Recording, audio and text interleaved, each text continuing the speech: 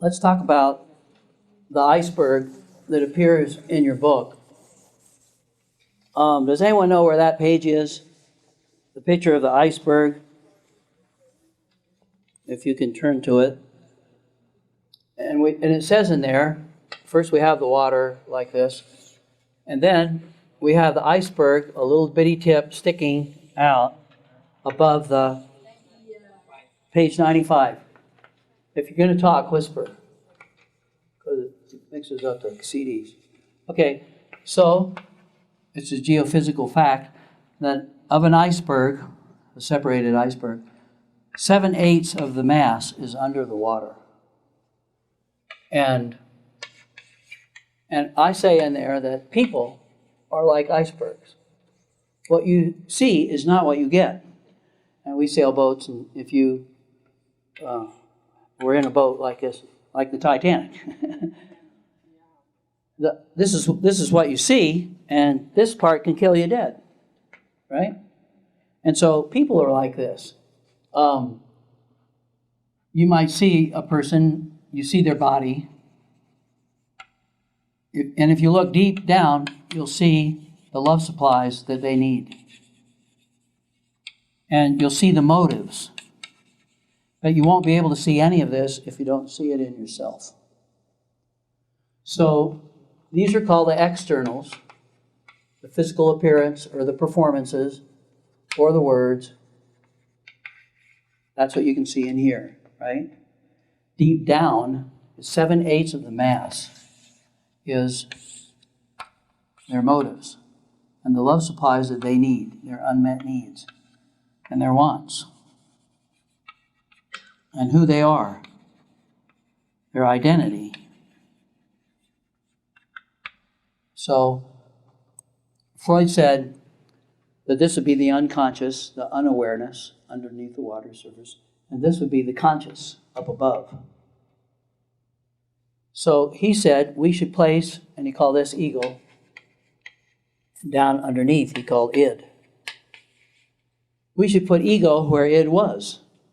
That's what Freud said. And what he meant simply was that our unawareness should be more, in other words, either float the thing up higher or reduce the water level and make your awareness bigger than your unawareness, which would go with Socrates saying, man, know thyself. Anybody know that Socrates said that? Man, know thyself. And same as Jesus wants us to love ourselves and know ourselves. You are a child of God with great strength.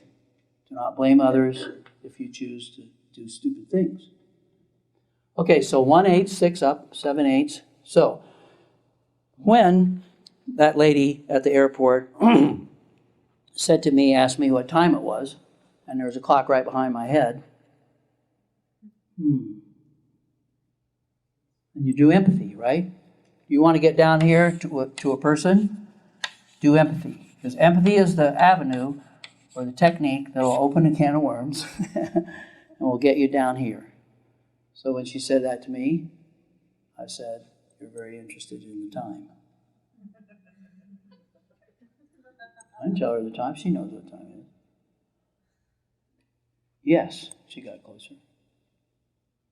You see, my daughter's coming off the airplane. I haven't seen her for 2 years. There was a terrible divorce. And I said, yes, you really missed her. You would like to see her. There was a terrible divorce. He got custody of my daughter. He shouldn't. He's a wretch. She only did it because he had more money, and she wanted him to buy her a car. Out comes more, as you just don't say a word. Look in their eyes, the mirror there. They cross their legs, you cross your legs. You go like this, you go like this. Finally, down here, which love supply did she need? Understanding. And she needed me to know that she wasn't a bad mommy because she lost custody of her daughter. See her needs, unmet needs, way down here, huge, big thing lurking. So remember, what you see is not what you get.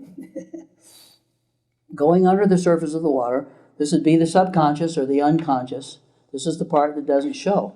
And people will only show you this part if they know it themselves, and if you won't hurt them.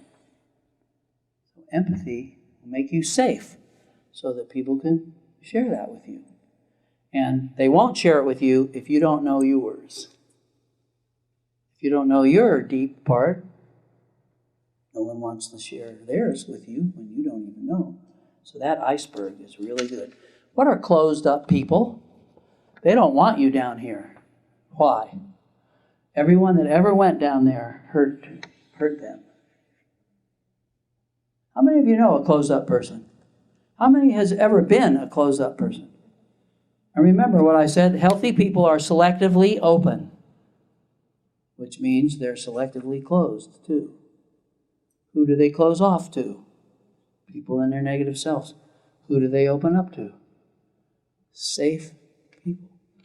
Thus we have that wonderful saying that therapy is discovering your childhood pain and anger with a safe, supportive person, which goes with the other one. Therapy is love given and love received. And so empathy is a number one love supply. And it will make people take you down there. And when someone has a visitor down there who loves what's down there and doesn't hate it and doesn't run away, what does it do to the person? The ice melts. The whole thing is off. And they become more open and real. So that's the iceberg. Now, when do little children learn to close off their feelings? On page 9 of Homecoming, there's a great statement there about little children who live with abuse cannot focus on their feelings anymore. That's the task of a little child, is to discover her feelings and to fall in love with her feelings and to be able to live true to her feelings. And when she has to watch her backside because someone's going to hit her or yell or scream or sexually abuse her, she can't focus on her feelings anymore. And what happens? What does she focus on? The people that are going to hurt her. And she loses her identity as she tries to survive in a loveless world. And the codependent child then loses, she's a zombie, a robot. She doesn't feel her own feelings anymore. She turns into a pleaser, and later a rebel. It's not her. Pleasers and rebels are not true people. They're zombies. They're fake. That's why we call it the false self. So when a little child is not allowed to feel her feelings, she'll begin to focus on outside things, and she'll feel others' feelings as though they were hers, and she'll never be. Once there was a little book many years ago, and it was called The Little Girl Who Never Was. And it was about this, that if children live with abuse, they can't focus on their feelings. They can't feel their feelings. Shaming a child for crying, that's the end of that. So don't make fun of people's sacred feelings because that's their identity. And we need to love them instead of be a robot and focus on our own survival. Chemical abuse, physical, mental, emotional, social. Emotional abuse would be teasing someone for their feelings, making them feel like their feelings are bad. So can you remember that? The great task of childhood is to focus on your feelings and your body and generate self-esteem from within. So the little child is happy to be who she is. She doesn't say, my eyes are too close together, I have split ends, I have pimples, I have jets, I'm no good, no boy will ever take me out, so I have no worth, I'll die. That's brainwashed in later on. Little kids like themselves just the way they are. I once said to a little kid, do you look more like your mom or your dad? He said, I look like myself, that's who. And I remember when I was little, I was a twin, and they dressed us the same, Sterling and Stanford, my twin brother's name. And we used to stop by the neighbors and take our shirt off and put on one that we'd left there the day before so we could be different. And when we came home, my mom always wondered why one of us had such a clean shirt and one had such a dirty shirt.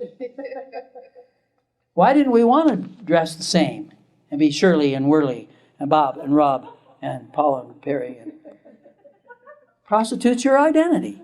And they would call us the twins.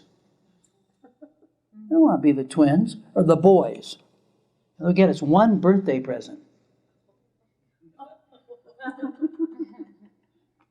See, that's the unique part that was skipped over.